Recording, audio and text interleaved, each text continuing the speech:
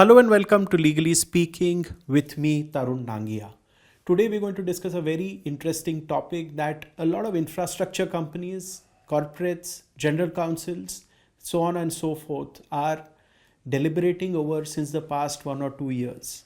This is whether reduction in the interest rate amounts to modification of the arbitral award. Why we are discussing this is very important because in India, given the peculiar nature of the clock legal system, it sometimes takes a lot of time after the arbitral award is challenged for the final judgment to be out of court. In that much of period, it may be possible that the interest rate goes up greatly. Given that as a background, we discuss this. Given the peculiar situations of the Indian context, this may not be relevant to some foreign jurisdictions, but it is relevant to India. That's why we take it up. And I have a stellar panel to discuss this show today with me. I have with me Justice Krishna Murari. He is a leading arbitrator, a former judge of the Supreme Court of India. Good to see you, sir, and thank you so much for your time. I have with me Senior Advocate Percival Bilimoria. He is a leading advocate at the Supreme Court of India, the Delhi High Court, as well as a well-known arbitrator. He was a chartered accountant in his first career and now has been a lawyer for many decades, but he brings his, in a sense, expertise in numbers and math to arbitrations. Good to see you, and thank you so much for your time. I have with me Advocate Karthik Seth, who runs Chambers of Karthik Seth. He is an AOR at the Supreme Court of India. He does high-stake litigation, which specializes in energy and construction sector and has offices all over the country. Good to see you, Karthik, and thank you for your time. At the outset, let me request Justice Krishna Murari that if you could in the next 5 to 6 minutes explain this concept to our viewers before we move ahead. Why such questions are coming up in the minds of many corporates, and what is the India specific solution? Because too much of delay, say in adjudication, has become commonplace in India. Given that as a background, what are the things and what are the possible solutions? And of course, the question that reduction in interest rate, will it amount to modification of the contract? Over to you, sir. Tarun, a very interesting question has been put up here in our panel discussion. Whether the reduction in rate awarded by a tribunal, interest rate awarded by the tribunal, would amount to modification of award. And this is a burning question which is being faced by not only by the litigating parties in the arbitration, but also by the arbitrator. Because awarding a rate of interest actually affects the rights of both the parties. One aspect which you pointed out was that if the rate of interest gets varied or changed or increased because of the long pendency of the litigation in our country, unfortunately, for which everybody has been trying his best to somehow cut short their time, but let's see what happens. But definitely, as per the law settled by this point of time, that any variation in the rate of the interest awarded by the tribunal, it definitely amounts to modification of the award. How it affects the arbitrating parties is altogether a different issue. Somebody may be put to loss because of that, somebody may have an advantageous position. But the interest with the passing of the award does not freezes. The time spent in the litigation keeps on adding to the interest component. So that way, whenever ultimately the award becomes final after judicial adjudication, the interest component at times may be even more than the actual award itself. So this is a burning question, but unfortunately the law as it stands is that any change or variation made by a court in exercise of its power under section 34 would amount to a modification of an award which the law unfortunately does not permit. There are two aspects of the matter. Under the old act, there was such a provision which has been deliberately omitted by the legislature while bringing the 1996 Act, which means the legislative intent is also clear that legislature never wanted this right to be vested in the courts exercising power under section 34 to vary or modify the award. So as according to the provisions of the Act, either the award has to go as a whole or it has to go upheld as a whole. You cannot sever any part of it. But one golden lining is there, that the Honorable Apex Court, in the case of Hakim Singh, has referred this question for adjudication by a larger bench. So till such time that adjudication comes, the law for exercise of power under Section 34 by any court entrusted with that power is settled that you cannot. You set aside the award as a whole or you uphold the award as a whole. And the interest component doesn't stop with the pendency of the proceedings.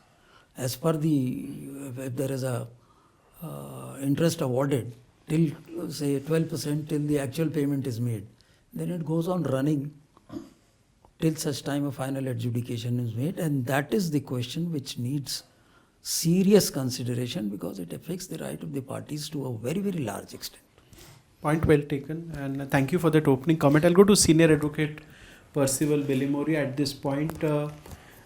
In addition to your opening comment, if you could also explain the fact that the award is say 300 crores and the interest component say becomes 350 crores. If the award say was given in 2009 and today about 15 years later, what happens is that the interest component exceeds the award amount. What is the dilemma for the whole system?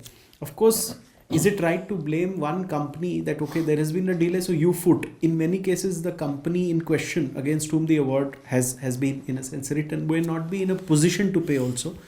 Given that as a fact, or given that as a dilemma for many promoters, that, for no fault of theirs, the litigation has extended after arbitration as a challenge, So, if you could also explain that aspect. Tarun, so our section 34 is very clear. As you know, that is only the part 1 of the Act, which deals with domestic awards. As far as foreign awards are concerned, the law is sacrosanct. Nobody can modify. Okay. It's a foreign award. It's only come to you for enforcement against a party who may be in India. That's it. So you can either refuse enforcement or enforce it. You cannot modify it. But in domestic awards, this controversy has sparked up because the wording in Section 34, which incidentally is a replica of the UN Citral law, we adopted that model law. It uses the word set aside in 2-3 places. Now the question is whether set aside means annul the award completely. Nothing remains. Now the point I think that the Lordship was referring to is, if it is set aside, where does that leave the parties? Because see, the list still remains. The dispute is still there. It's just that somebody decided it and that decision is annulled. But the dispute still remains. So you have to then have a re-arbitration. I think that's a very onerous situation. And because of which, Indian courts have sometimes read this set aside. The issue has not been posed to them that whether the power to set aside includes the power to amend.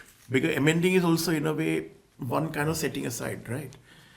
So, without that question having been posed, Indian courts have intervened in if there is some situation which they feel, especially if you take interest. Now, see, in interest is at the discretion of the arbitrator.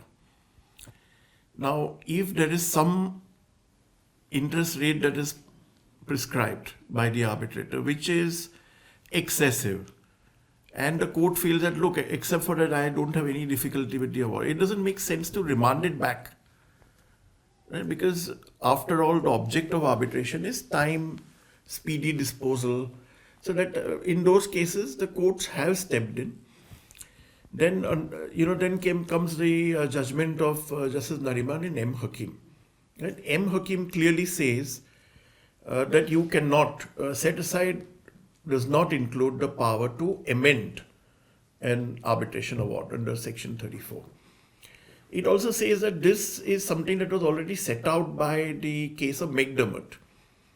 So McDermott had 2 paragraphs over there which said that you cannot set it aside, which I believe today is the correct law. It's a law, whether one agrees with it or not, but this is the law. You can't set it aside. But now the issue is that there are practical difficulties, just like Lordship explained, and I mean ultimately, after undergoing a long and expensive arbitration, because arbitration is no longer cheap, right? Yes. So after undergoing that, you come to a situation where it is set aside. You are still left with the dispute. Yes. So I think recently the Supreme Court has referred this matter to a larger bench. Yes. Now the larger bench has to decide whether set aside will include the power to amend. Okay. Right. Now the difficulty here is when you say power to amend, it's very well recognized that the law is that you cannot substitute your opinion for the opinion of the arbitrator. If the court has a different view, the court cannot substitute that view for the view expressed by the arbitrator in the award. So they will have to be a little careful if there is any inclination on the part of the larger bench to extend this provision or setting aside. They'll have to be a little careful, and I think it's good to know that the terms of reference also includes that if yes, then to what extent. Yes. Right? So that's a very important condition. You know what? One quick follow-up question before I go to Karthik Seth is that does, in your view, reduction in interest rate amount to amendment, because they are not going into the specifics of the award and trying to, in a sense, adjudicate on the reasoning on which the award was given. It's a minor or to some degree a reduction of the interest rate so that the other party can actually fulfill its obligations and be able to pay, because we are talking that sometimes the interest amount will be in excess of the arbitral award amount. It's an extraordinary situation. Your two bits on that, that's all. Now, I have no doubt that any amendment to the award is an amendment. Is it? Yes, it's an amendment. The question only is whether set aside, and you can read amend to the extent set out by the larger bench, whether you can read it into the law. Okay. That's the only question. And let me also tell you that in England also, there is a section 69 where error of law can be interfered with by the court, because ultimately the courts want arbitration decisions also to be consistent with what is the law of the land. So it's not something that is unknown in international law. It's just that our law based on UN Citral says set aside, and now the Supreme Court will decide what it means. See, as I see, Karthik, now $150 billion will go into infrastructure projects in India. It is said that when India's GDP doubles, or any GDP doubling will lead to 6 times increase in legal disputes. So our legal load goes up 6 times. Given that as a fact, there will be many arbitrations, many disputes, and delays will completely clog the system, because we are not appointing the number of judges. The vacancies are not filled, let alone the capacity being increased. It is such a complex problem. Given that as a fact, if you could weave that into your answer. Thank you, Tarun. So basically, just to continue with where your lordship had left and the learned senior had left, on that particular point with regard to the particular issue of the reference to a larger bench, I believe it is more than the interest which is in question here, more so ever also about issues as well. What is important with regard to the issues? I was facing a peculiar situation in one of the arbitrations where one side was a public sector undertaking, other side there was a major private entity, where 4 issues by the arbitrator were decided in favor of the public sector undertaking, and 6 issues were decided against the public sector undertaking in favor of the private entity. When the matter went in as 34, even though the learned judge in the section 34 was convinced on one side, but he had to set aside the whole award, and all 10 issues were to be re-adjudicated all over again. So in terms of when you talk about that we are entering into a huge market at this point of time, undoubtedly the arbitration cost and everything will also increase, but at the same time, the time of the arbitration, which is going to make India as an arbitration hub, has to reduce. In terms of that, eventually whenever the judgment comes, in whichever manner it comes, we will have to abide by it. But that is something which all us who are practicing in the arbitration field are really looking forward to. And that's why whether it's Justice Nariman's judgment of Hakim, which is very, like strangely was the brother judge was Justice Gawai, and Justice Gawai in a recent judgment has followed it and said even though we cannot amend under the section 34, but under Article 142 we can do changes with regard to the per se interest portion. So I believe that we all are eagerly awaiting whenever eventually the larger bench decides on this particular issue. Point well taken. I'll go to Justice Krishna Murari with this, sir. Two things. In India, it has now become commonplace that litigation after arbitration takes a lot of time. The interest component becomes very high. And even if you have a paper award in your hand, because enforcement becomes an impossibility, because the promoter on the other side says that if my subsidiary will go bankrupt paying this award, so the enforcement becomes another round of struggle. So money loses its relevance after a point because all these companies say that we've got paper awards unenforceable. The other side is in no capacity to pay. We have had India-specific solutions for everything we have seen in every sector.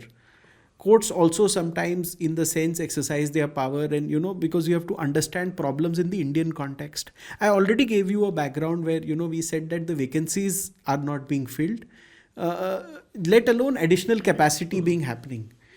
Litigations will go up 6 times. It is only natural that arbitrations will also go up 5-6 times because disputes will first land up in the arbitration process, then come to court. Given that as a fact, if you could give me that first, are we staring at a huge enforcement of arbitral award problem in India, which is we are going to face and there is no way we can escape it? What is in your view the Supreme Court of India can do to pull us out of this problem or this problem which we will have for certainty in the next 4-5 years?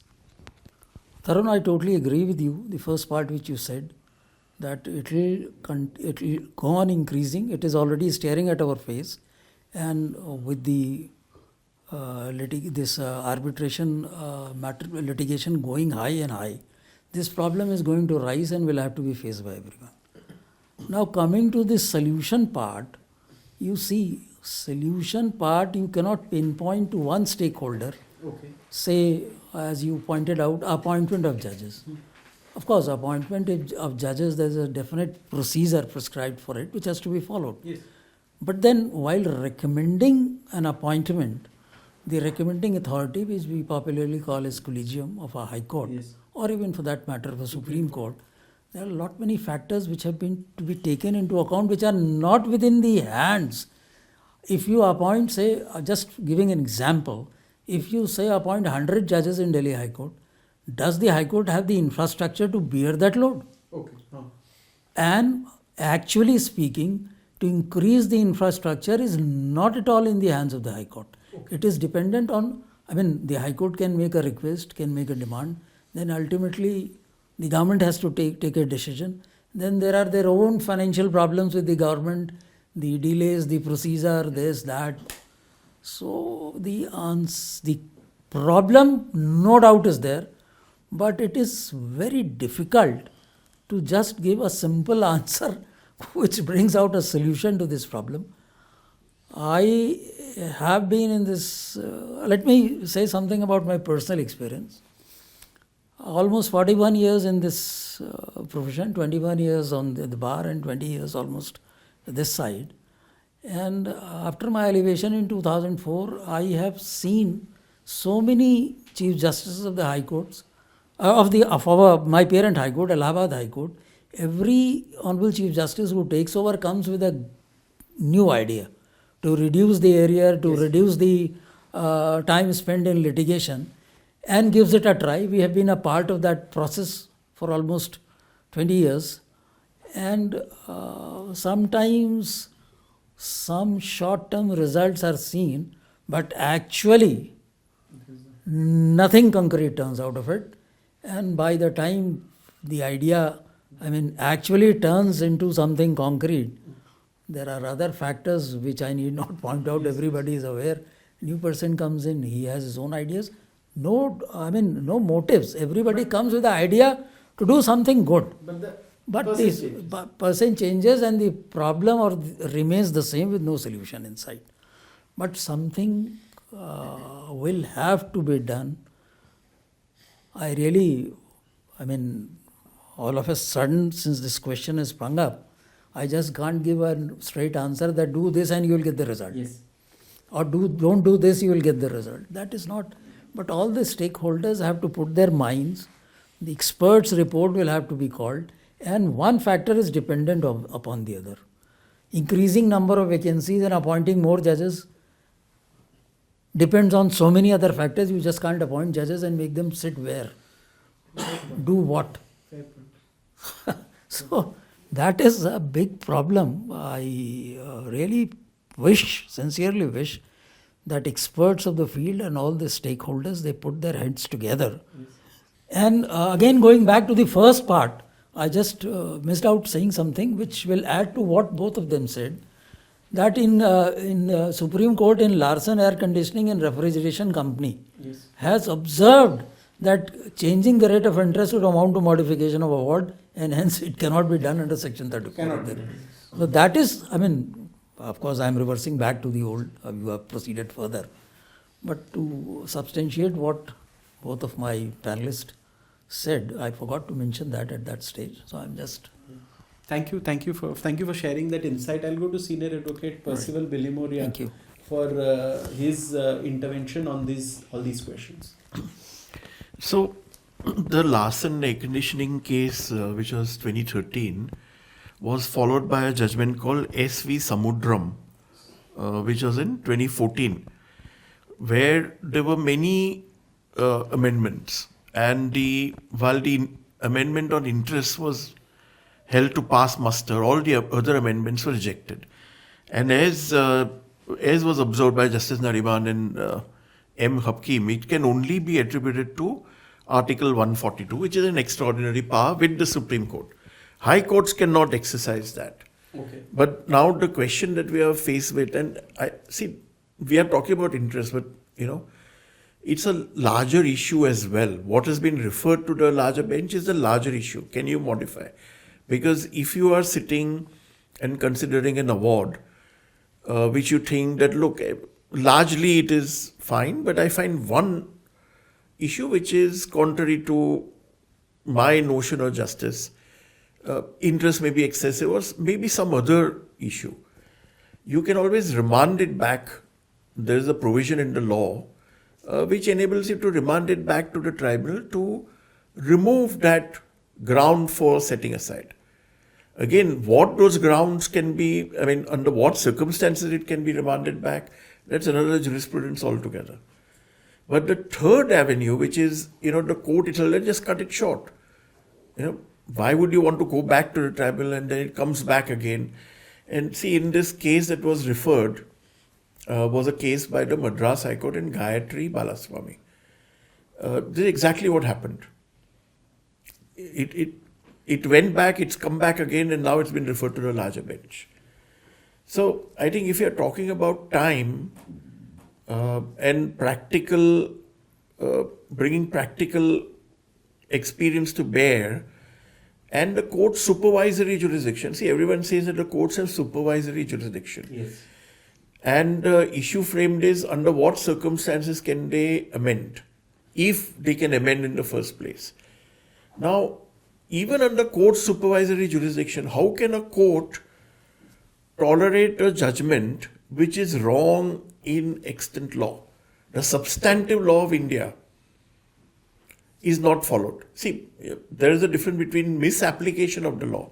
You may apply the wrong principle of law.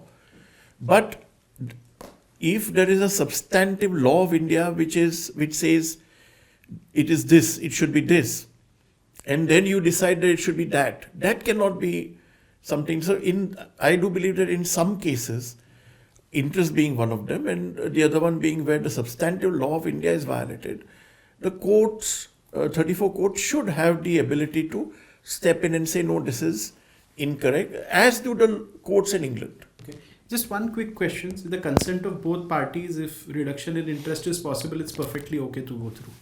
But I don't see one party consenting, because why would they but the point is, see, on interest, the other issue is that the Act itself says arbitrator can decide the interest which, in the view of the arbitrator, is reasonable. Reasonable. Now the arbitrator has discretion, right? So the court should also have discretion to say, no, well, I think that's unreasonable. Okay.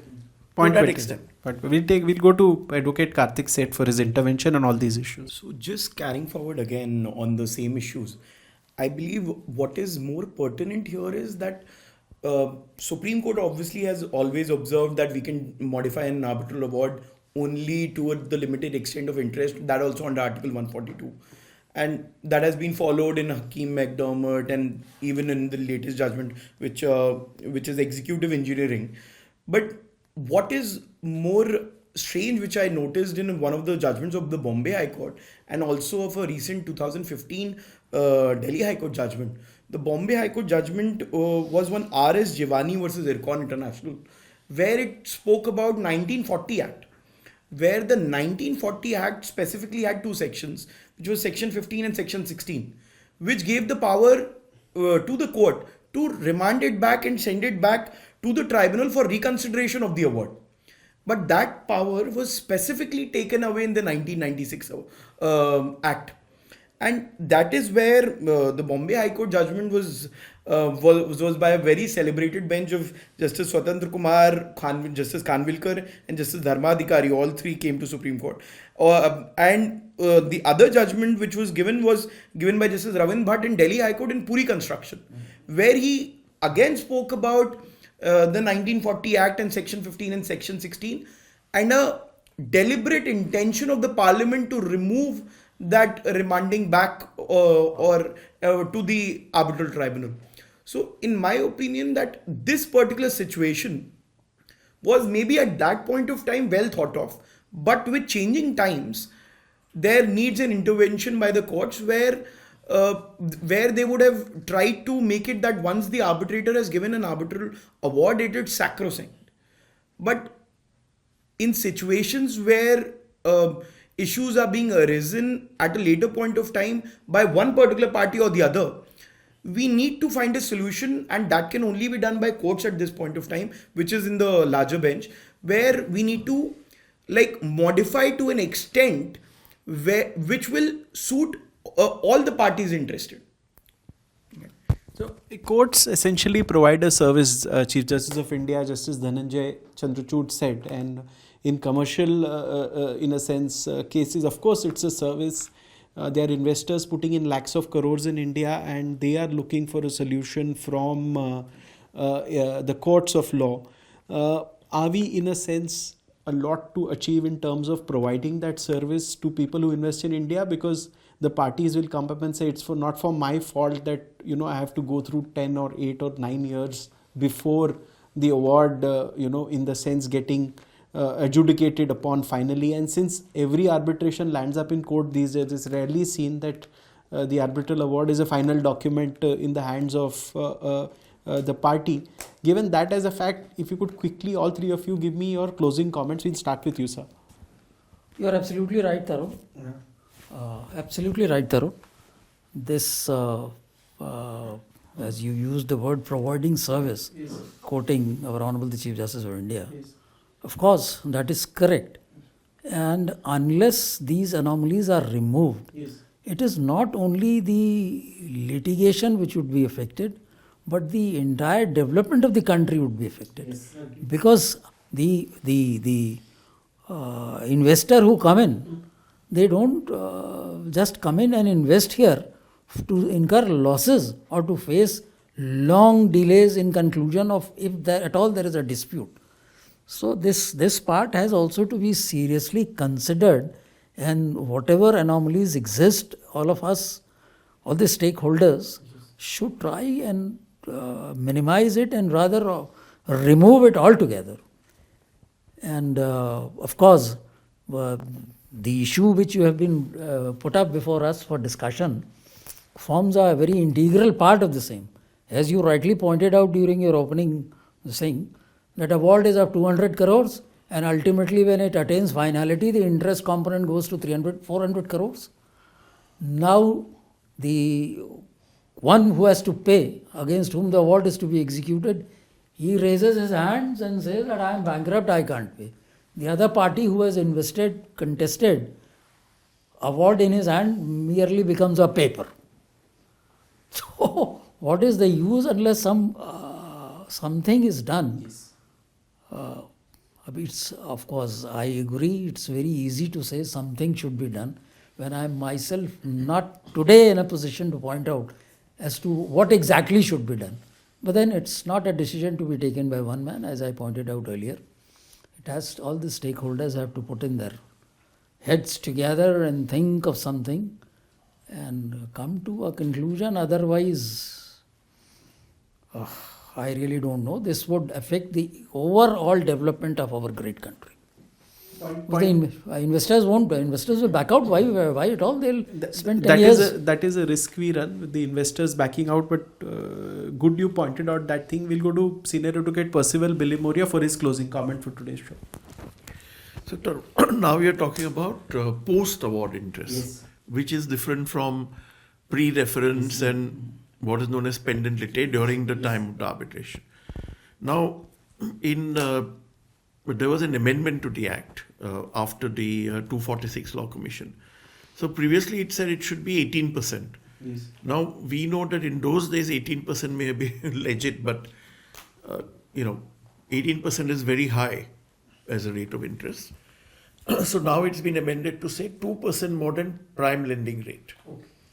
I mean, it's intended to induce you to just pay it and forget about any interest at all.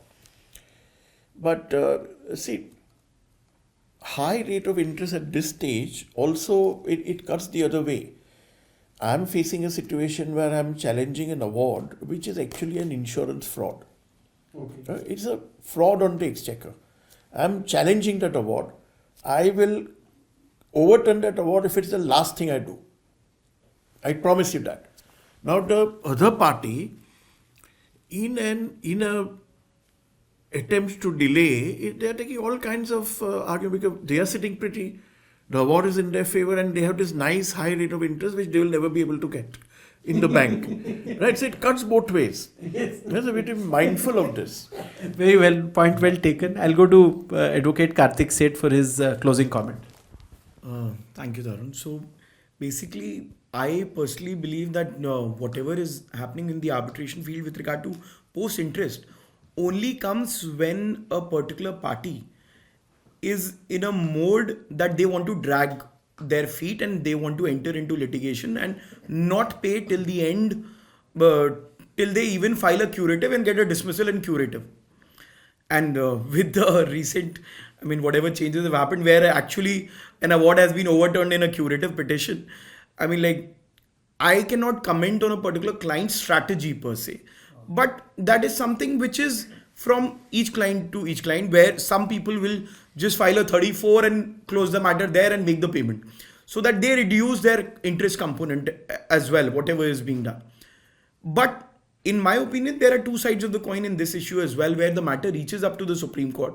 Supreme Court decides and reduces the rate from say 18% to what Percy sir said or sir said to SBI plus 2% or SBAR plus 2%, which is a common schemes and even the power purchase agreement these days. When I'm doing the electricity matters, in each and every place where there is a late payment surcharge issue which comes, which is an LPS issue, or a particular issue with regard to interest rate on the penalty. So at all points of time, there is SBI plus 2, SBI lending rate plus 2%. In that particular situation, the 18% obviously comes down, and it is always brought down to say 9%. In some of the Supreme Court judgments which I was seeing, Supreme Court has specifically in 3 judgments maybe there is a reason behind that particular percentage, has capped it down to 7.5%. And in those particular situations, both the sides of the coin are looked into, where a public sector undertaking, which is the paying capacity, where the court says that the money has to come out from the public exchequer, even though officials have dragged their fees, but eventually what is going to be paid, it is going to be paid out of the public exchequer, and there the courts intervene under Article 142.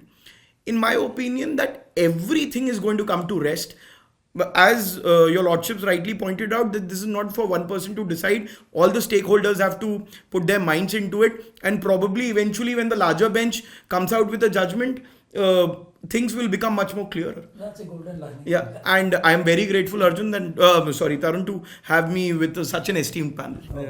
It was a pleasure to have all of you on the show today. Very important subject. The final word is not out as yet. We all expect the courts to guide us in this regard. And as many promoters, when I speak with them, tell me, Tarun, India-specific problems need India-specific solutions. Because if you were to go abroad and discuss this, they wouldn't be able to understand. If you tell them, okay, the award came in 2009, the adjudication is going on in 24, they'll say one generation has already lapsed. So, new lawyers have been appointed yes. who got enrolled there. So that is why, but I would like to thank Justice Krishna Murari, Senior Advocate Percival Bilimoria, Advocate Karthik said, you all made time, you came here and in a sense shared your opinion on this. We would like to discuss this issue with you once again in a couple of months. Let us see what the Supreme Court opines on this or adjudicates. That's it for this show. But viewers, I hope you enjoyed these deliberations, and we'll be back with more on the same topic soon. But that's it for now. Thank you for tuning in. Thank you. Bye.